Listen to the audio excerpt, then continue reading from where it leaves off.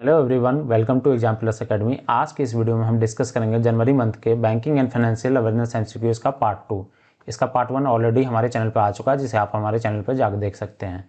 ये वीडियो आपके आने वाले exam IBPS PO, SBI CBO और IBPS क्लर्क तीनों ही एग्जाम के लिए काफ़ी इंपॉर्टेंट है, तो वीडियो को अंत तक जरूर देखें। हमारा पहला क्वेश्चन है, according to annual report of ombudsman schemes 2020-21 released by RBI, which of the following RBI office has received the maximum complaints during the period July 1 2020 to March 31 2021?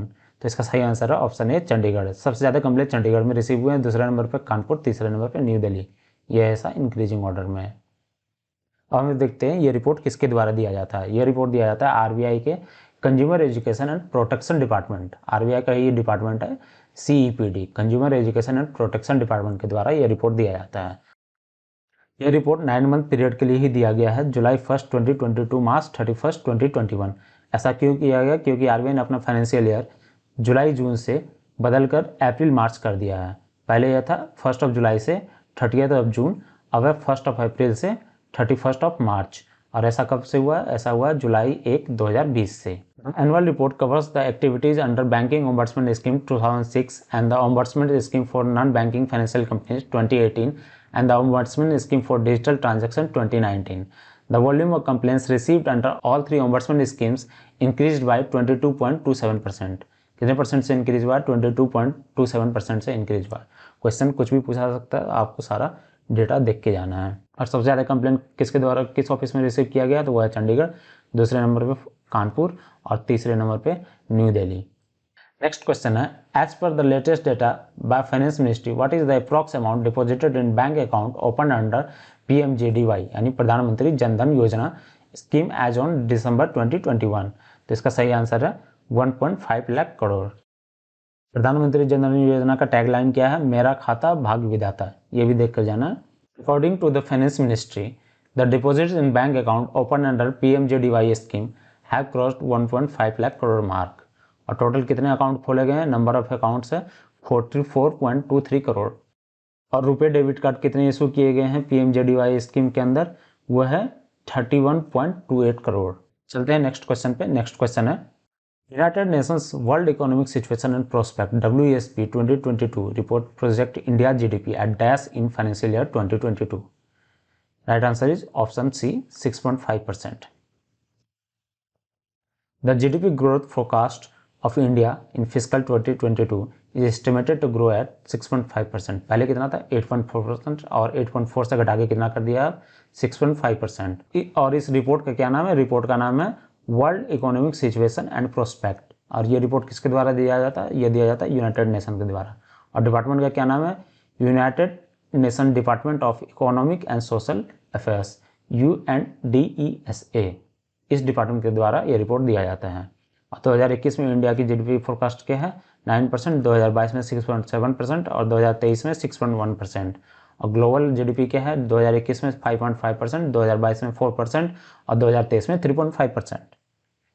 Next question है, as per world bank what is the projected growth rate of Indian economy in financial year 2022? Right answer is option D 8.3%।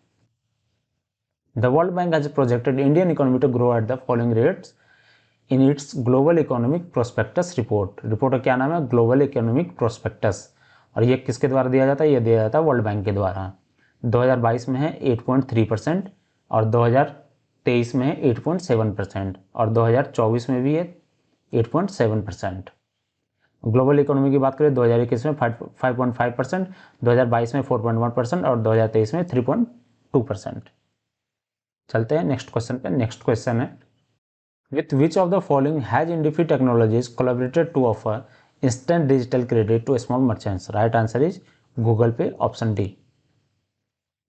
Small business focused online lending platform Indifi technologies has collaborated with Google Pay to provide instant loans to eligible MSMEs merchant through Google Pay platform. और इस loan की range क्या होने वाली है? 2.5 to 3 lakh. With 35% share of monthly UPI volume, Google Pay has been growing its financial service play over past year like other payment leaders in India. Next question है, which payments bank became the largest and fastest growing UPI beneficiary bank in India? Right answer is Paytm payment bank, option B. Paytm Payments Bank (PPBL) became the largest and fastest growing UPI beneficiary bank in India. It became first beneficiary bank in country to achieve landmark of over 926 million UPI transaction in single month. और second number पे कौन है? Second number पे SBI 664.89 million transaction के साथ। Paytm payment bank के chairman है विजय शेखर शर्मा, इसके MD CEO है सतीश कुमार गुप्ता और हेडक्वार्टर है नोएडा, उत्तर प्रदेश में। चलते हैं नेक्स्ट क्वेश्चन पे। नेक्स्ट क्वेश्चन है Yes Mutual Fund renamed as Dash. Right answer is option A, White Oak Capital Mutual Fund. Name of Yes Mutual Fund has been changed to White Oak Capital Mutual Fund. The change in names are effective from January 12, 2022. Other important one नीचे दिए गए हैं जो आप video को pause करके या PDF download करके देख सकते हैं। चलते हैं नेक्स्ट क्वेश्चन पे। नेक्स्ट क्वेश्चन है Which payments bank has collaborated with Park Plus to offer fast-track based smart parking solutions? Right answer is Airtel Payment Bank. Airtel Payments Bank and Park Plus have collaborated to offer fast-track based smart parking solutions. Airtel Payment Bank के MD CEO है अनुव्रता विश्वास, headquarter है new Delhi, founded on January 2017। Next question है In the latest SBI EcoRap report, what is the projected GDP growth rate of India in financial year 2022? Right answer is option A, 9.5%. The economic research team of SBI has released its EcoRap report. Report का क्या नाम है? EcoRap report. और ये किसके द्वारा दिया जाता है? तो ये दिया जाता है SBI के द्वारा। और इसने GDP फोरकास्ट कितना किया है? 9.5%। नेक्स्ट क्वेश्चन है What is the new limit for banks to maintain the liquidity coverage ratio (LCR) on deposits and other extension of funds? Right answer is option C, 7.5 crore.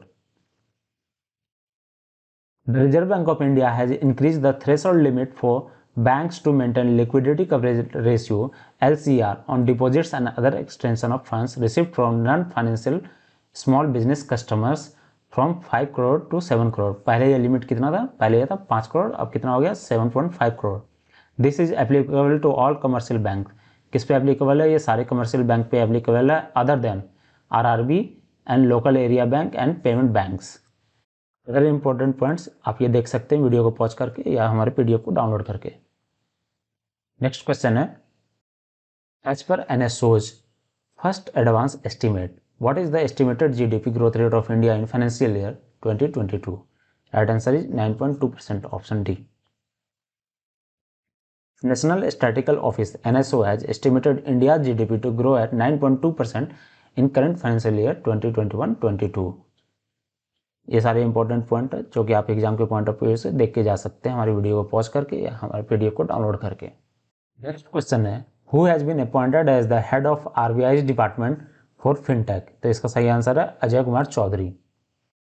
RBI has set up a separate internal department for fintech financial technology.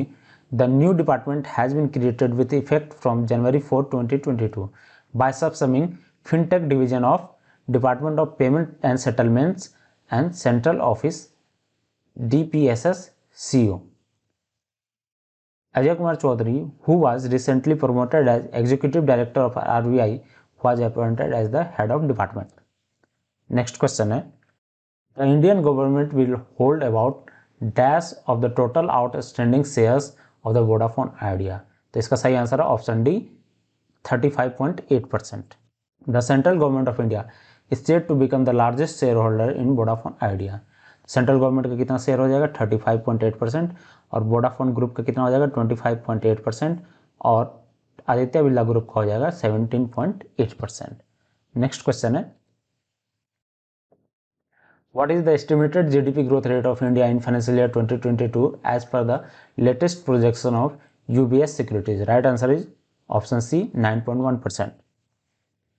Swiss brokerage UBS Securities has lowered the growth forecast of Indian economy for the current financial year 2022 to 9.1%. पहले कितना 9.5% था, अब घटा के कितना कर दिया? 9.1% कर दिया है। नेक्स्ट क्वेश्चन है Itira Davis has been appointed as MD and CEO of which bank? Right answer is option B, Ujjivan Small Finance Bank.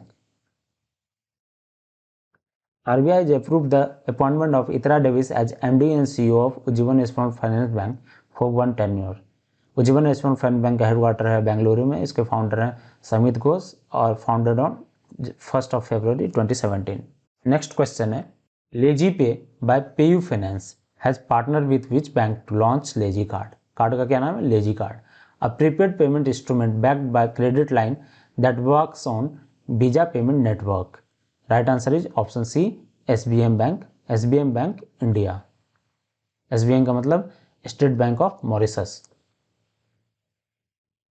LegiPay, a buy now pay later BNPL solutions by PayU Finance, announced its partnership with SBM Bank India to launch Legi Card.